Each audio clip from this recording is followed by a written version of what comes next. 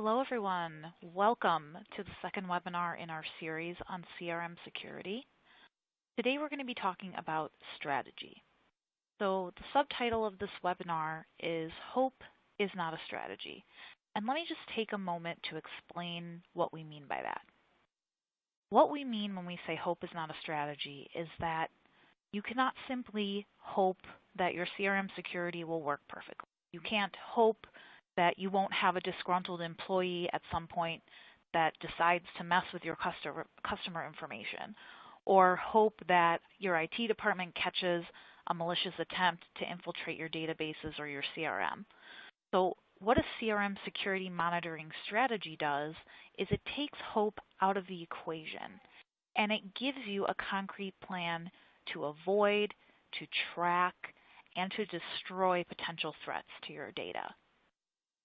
So in the first webinar of this series, we asked, is your CRM secure? And what we learned was that while CRM systems have robust security features, we as people trying to run a business cannot be passive about our data and assume that we're always going to remain protected. Because unfortunately, there are always risks. There are always sneaky culprits out there finding ways to edge past security systems. And that really extends not only to CRM software, but really any software that you're using for your business. Anytime you're putting your data out there, you're putting that information, into the hands of the internet. So we want to safeguard ourselves, and we want to be prepared for anything. Today, what we're going to do is take a succinct look at security monitoring and give you some starting points for coming up with a strategy for your own CRM.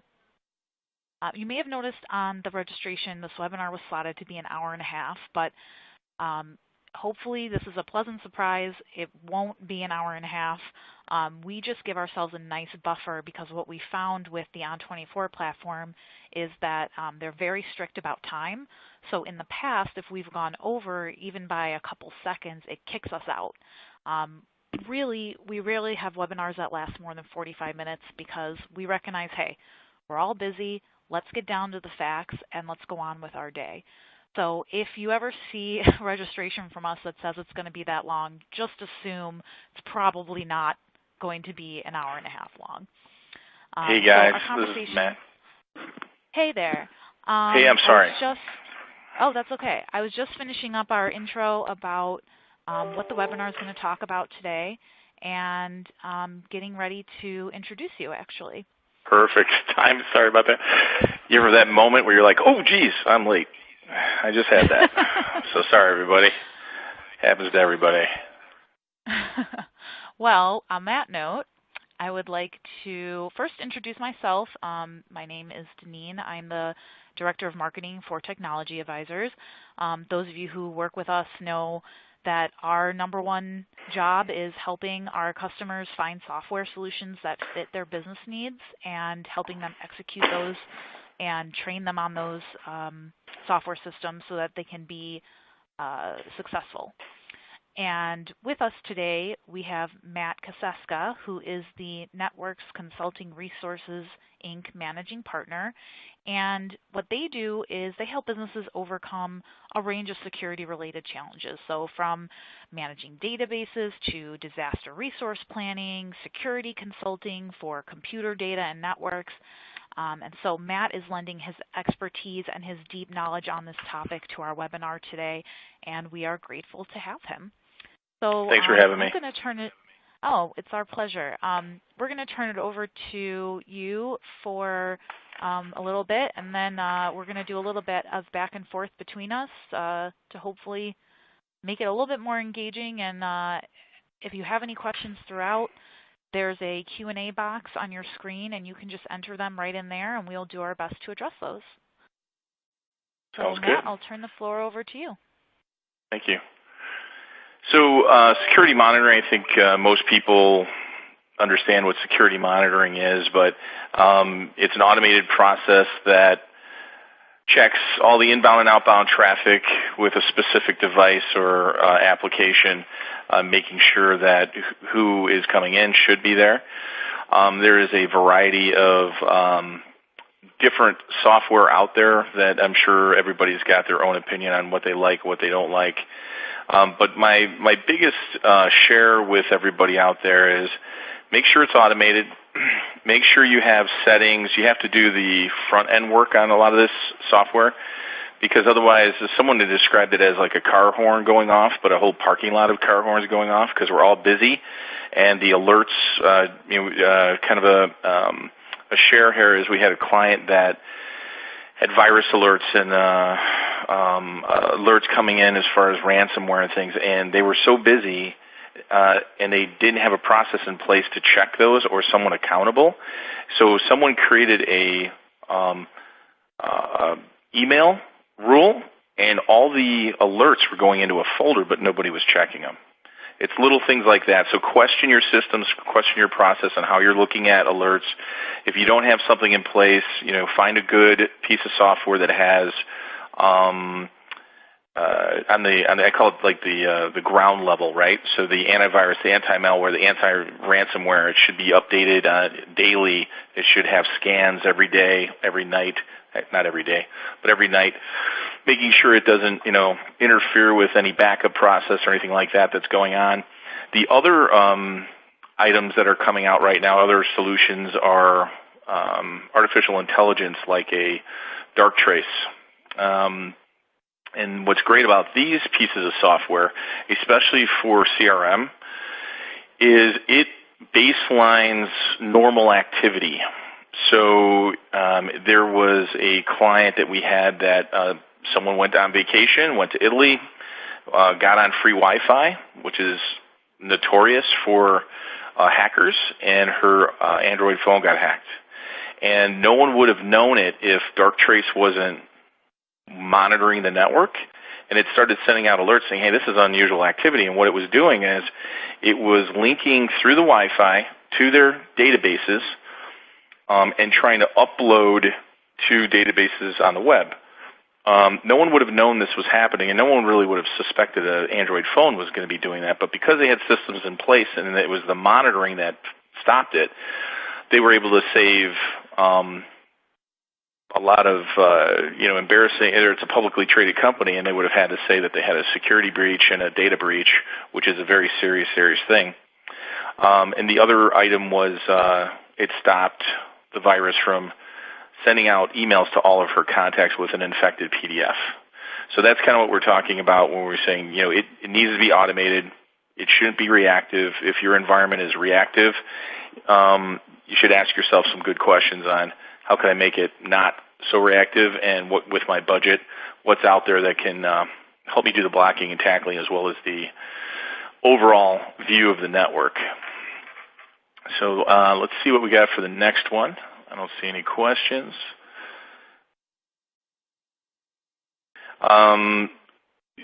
The security considerations, monitoring transaction logs for suspicious behavior. What I notice with a lot of clients, they do not keep logs or they do not back up logs, and or monitor the transaction logs. If you think about how busy we are in the support world, to have one resource do nothing but monitor transaction logs, right? Go through them, all that. That's why you need that automated process. That's why you need that software that can look at that. LabTech is another great piece of software that we use that you can customize it. You can script within LabTech, and you can point it and automate it to do anything you want, both security-wise and automation-wise. Prevent phishing and malware attacks. Currently, we are helping a client that had been severely attacked by ransomware. And even though people lost data and they were down for weeks, people are still clicking accidentally on some of these links. And now once you get compromised, the bad guys, mainly in Russia, some in China, you're on the A list, because now they have your profile, they have your signature, they have any of that stuff, and they make it look really, really good. So you have to have programs in place, policies in place. You have to, there's a software out there called FishMe, and you set it up, and you target, certain groups and things like that, and you train them and say, okay, this is what you look for, and it's better that you're doing that with a program like FishMe than an actual predator trying to get data and lock you out of your network. So the malware attacks and the ransomware attacks, the other thing that we noticed, people are like, oh, I have antivirus, I have anti-malware. And then the third one, do you have anti-ransomware? And most people say no. And that is probably the most dangerous one out there. So make sure you ask those questions on, what's happening, and you have to cover that base. That's a very important base. Authenticating authorized users. So if somebody is getting in, sometimes people are like, oh, I just opened up RDP, and they just go to the IP address. It's an open IP address to the web, or I've got NAT. They hit this address, it goes in there, and then they just RDP and they log in, and they're not resetting their passwords, and every 30 to 45 days. That's a problem. You want dual authentication. You want them to log into, let's say, a firewall or a router with a VPN, like AnyConnect with Cisco or WatchGuard or SonicWall. They have VPN clients, much more secure. And then dual authentication is obviously one of the better authentications out there. And if you're dealing with a lot of data, a lot of public data, that's where you should be. Access of restricted data by authorized users. I would say that there are programs out there that you can run that will give you on database and file structure, who has access to what. We run these tools, and sometimes we find out that someone has given themselves administrative rights to the HR folder, which is not good, or the top of the share, and it's sloppy, and you have to be careful that people that shouldn't be seeing sensitive data like HR data, they should not have access to those kind of folders. So, but there are tools out there, because otherwise you don't want to go through each folder, on every server. That would take forever.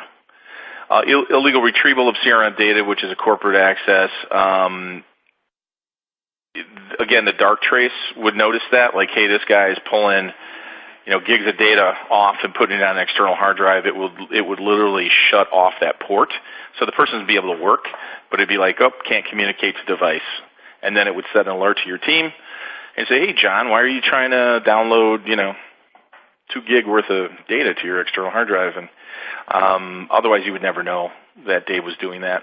So, again, good systems and process have to be in place. Otherwise, people are going to be doing stuff, and you don't have enough eyes to keep an eye on everybody. Controlling access for each user. This process, if you're starting out, a Sugar, a CRM, or any database, or you have to go and plan it out. You have to really map it out, who needs what access. If you do it on the fly, it will always end badly. So if you need help with that, firms like mine can help you walk through the process, ask the good questions, and you guys can, do the heavy lifting if you want to keep costs down, whatever that is. But definitely go through that process. Do not wing it. Managing user sharing policies, the same thing applies. I would do all of that through groups, and then give that group the sharing rights. And then that way, if you need to, you just pull somebody out of that group. You don't have to go through a long laundry list of folders and things like that. So be smart about how you're handling the security, and it should be replicable and easy to understand and documented. So as you're going through it, document it. Go through it, document it. Don't write it on a piece of paper and then say you're going to go back to it, because you never will. We all have multiple screens. Have one screen open. As you're doing it, type it out, type it out, type it out. You'll have at least 70, 80% of it done. And then even if you go back and work on it at a later time, you can do it then. So that's what I have on that slide. I'm going to throw it back to you, Deneen, on slide 5. Thanks, Matt. Sure. So Matt covered hopefully a lot of the reasons why a CRM security policy is necessary. These are some stats here. I'll let you read those on your own. I will say that first one terrifies me, that the median amount of days an attacker will reside in your network before they're detected is 200 plus. That's crazy to me. But basically, other than the points that were made, or to add to rather, the points that were made by Matt, is the idea that, okay, first of all, your CRM is still a third-party environment. So when there's updates or changes to the system, that's beyond your control. And while these changes add these great new features and functions, they could also inadvertently alter security measures that you previously had in place. And those are things that you have to be aware of. At the same time, your users need to be aware of vulnerabilities, as Matt was saying about that story he just told where, the employees were accidentally clicking the links. It wasn't malicious. It wasn't that they were trying to do it. It was that they didn't know better. So as I mentioned before, while CRM security measures are relatively strong, they are not foolproof. So the more you educate your users on how to properly work with the system, the less risk you're taking on. So for example, what if a sales rep is utilizing information in a way that's unsafe, but they don't know that way is unsafe? So if you have that strategy in place, you're made aware of that issue. You can address it with that employee. You can address it with all employees if you'd like, to make sure that everyone is aware, hey, A, B, and C happened. This is why we don't do that. This is what we all need to do going forward in the future to avoid that. And then one of the main things that I think people maybe don't think about too much, but that's a huge, huge deal with every business, is the reputation and the trust that you have with your customers. So customers or companies have plenty of reasons why they would want to secure their customers' data. It affirms their trust and ultimately protects their loyalty. Your reputation and your bottom line are protected. And also, losing customer data, whether it's through accidental exposure or a data breach, it's even beyond that matter of trust, because your customer data is actually a commercial asset, and your ability to protect that is your reputational asset. So it all ties in that regard as well.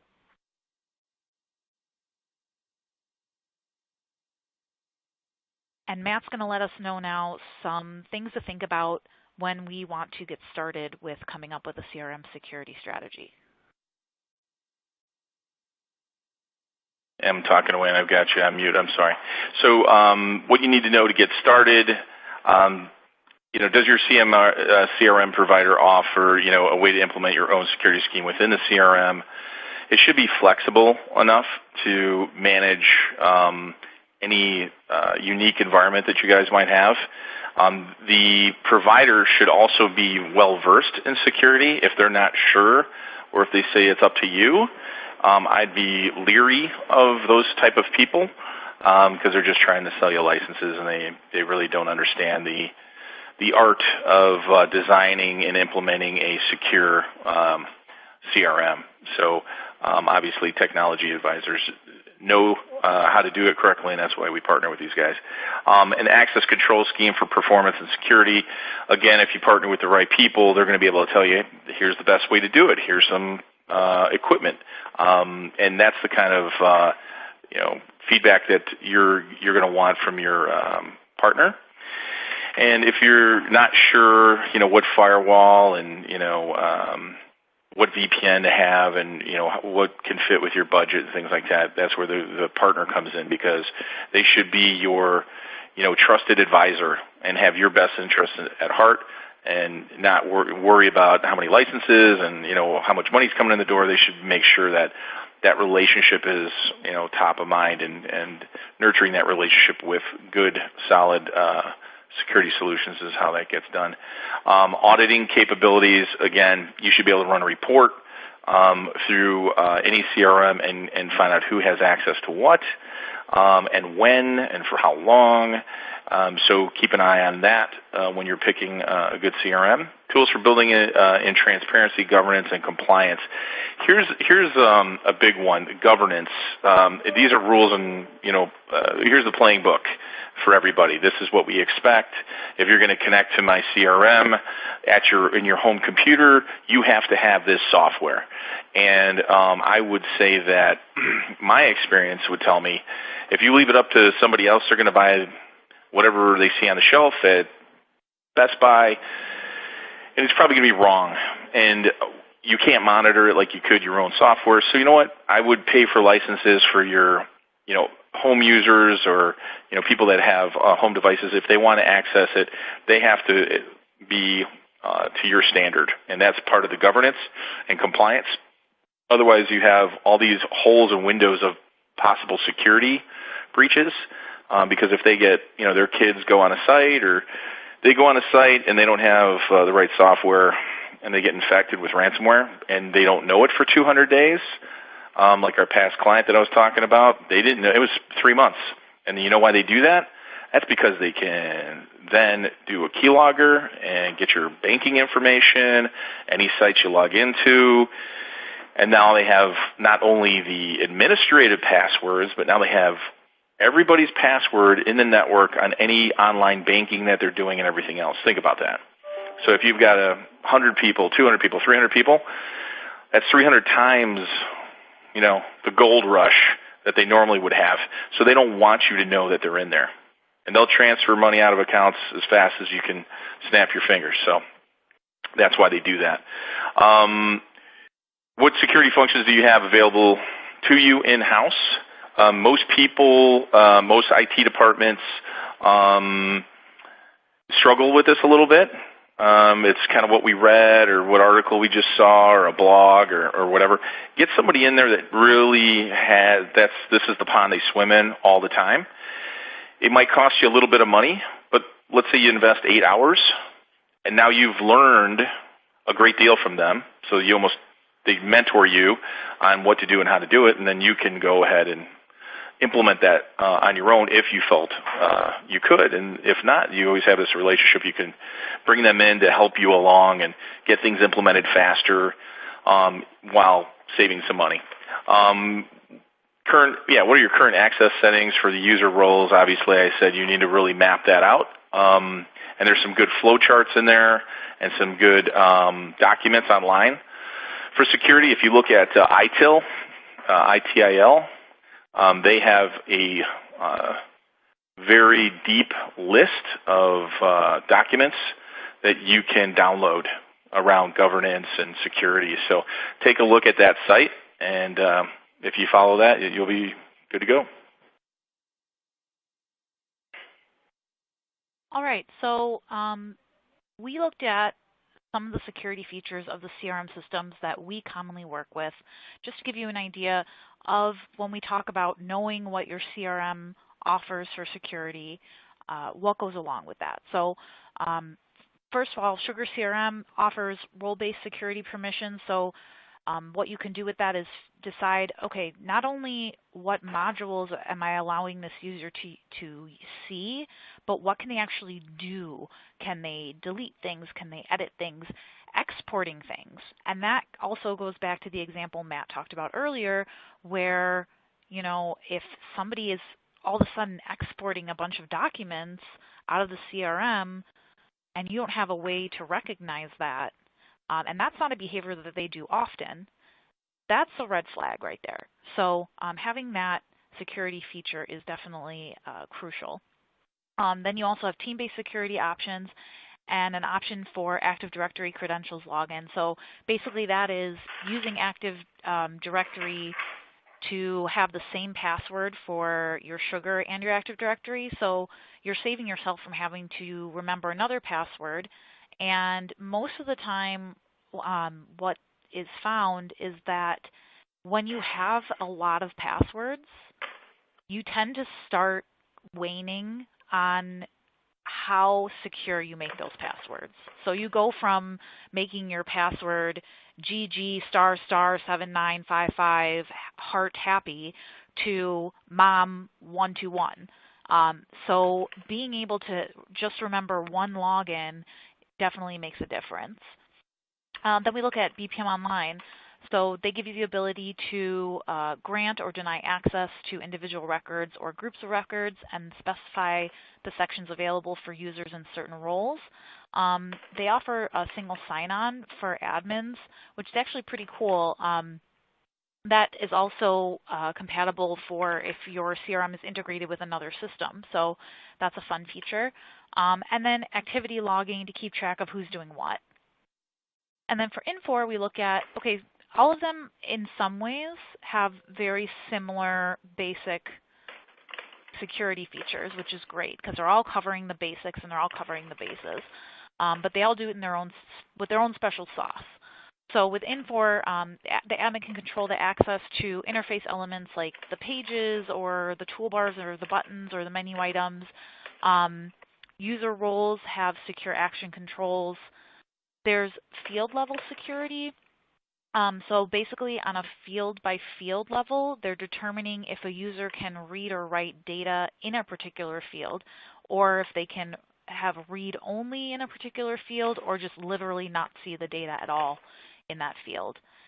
And then when we talk about team controls, that's showing what records you can see. So for an example, if an account is owned by the Midwest team and you're on the Midwest team, then you can see that account and its contacts and its opportunities and all the tickets and things associated with it. But if you're somehow not on that team, you don't have access to any of that. And one thing to note, particularly with Infor, is they're coming out with a new version. I believe it's 18.1 in a few months, and that is supposed to have updated security features. We don't have any details on that just yet, but stay tuned. And if you use that product, I would keep an eye out for that upcoming release. All right. All right. Steps for setting up a CRM security monitoring strategy. Just the basics, guys. Document what already exists.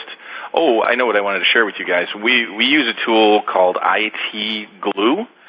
You can use an intranet or a wiki or an internal wiki on a server, and all your processes and all your systems should be in there. So we use IT Glue because it organizes everything for us. Domain versus application, everything's searchable. So if everybody has access to that, you're good to go. It beats the heck out of a spreadsheet or a Word document you have a hard time searching through. So just a little share there. What do you already have in place? Map everything out. Have a working lunch and go through and whiteboard what you have and what needs to be done. Put dates on it and put people's names on it. Where there's some inadequate security practices, and hold yourself accountable, and you'll continue to get better. The same stuff: who has access at what level? How do they access the CRM? Is it remote? Is it internal? Policies on personal devices, kind of like what we talked about. They need to be secure. Phones, mobile device management. There really is no super antivirus or anti-malware for phones. That's not a huge problem, but it can be. Case in point, with the last little story I gave you guys. So just be aware that it does happen, and it is out there. And iPhones can get hacked. Droids are much easier to hack, because it's more open source. Step 2, work with your CRM implementer or an outside security party to go over your company's specific security concerns, just to help you understand, what's out there, what's available. Technology basically doubles every, year and a half now, 2 years. So what worked, 3 years ago is like ancient history. So see what's out there, talk to the experts, and get your house in order. Step 3, automate what you can and make a plan for everything you can't. Windows third-party patching, antivirus, anti-malware, anti-ransomware, scanning, alerts, and updates. The huge security breach is, or where they're able to breach is Windows updates and not doing them properly. So, or consistently. So that's a major problem. So just make sure that that is the case. Most CISOs, their biggest complaint is the CIO and their crew are so busy they don't have time for Windows patching, but there are tools like LabTech out there that do it automatically, and it doesn't break the bank. So take a look at that stuff. Make someone the point person for execution of the plan. You have to have someone accountable. This person will be responsible for making sure automated functions are working properly, and many security monitoring results are submitted and reviewed. So it's all about rhythm. So if, let's say, it just needs to be checked once a day, twice a day, 3 times a day, that person should have an alarm. It goes off, whether it's in their calendar or their phone or whatever, and they take their 15 minutes out, check it, and they're done. But it has to be a rhythm. If there's no rhythm to it, it will not be followed. Then reevaluate your approach every year and compare to a process or compliance themes that may have changed. You hire new employees, make sure that they're being trained properly and what the main goals of your group are, right? And make sure that they understand security should be priority. So that's some of the shares that I have for you. Thanks, Matt. So we You're promised welcome. you a succinct discussion on security monitoring strategy, and I hope that we delivered that. We'll open it up if there are any questions. In the meantime, I would like to just remind you of the third webinar in our series, which is going to be on October 18th, and that's going to be on CRM data management best practices. So what should you keep in mind as you create your data strategy? How should you be managing your data? We're going to tie it all together in that next webinar on the 18th when we talk about that. If you'd like to register, you can find the link on the bottom of your screen. I will also send a follow-up to this presentation early next week via email. If you reach out to myself or Matt, both of our contact information can also be found on the bottom of your screen in our profiles. So we encourage you to, start talking to your teams about this, get the wheels turning, and start asking those important questions about not only your CRM security, but database security in general. All the systems that you use, you should be thinking about this. So once again, I would like to thank Matt for being with us today. I hope that you'll join us for our third webinar, and I hope that everyone has a lovely rest of their week. Thank you.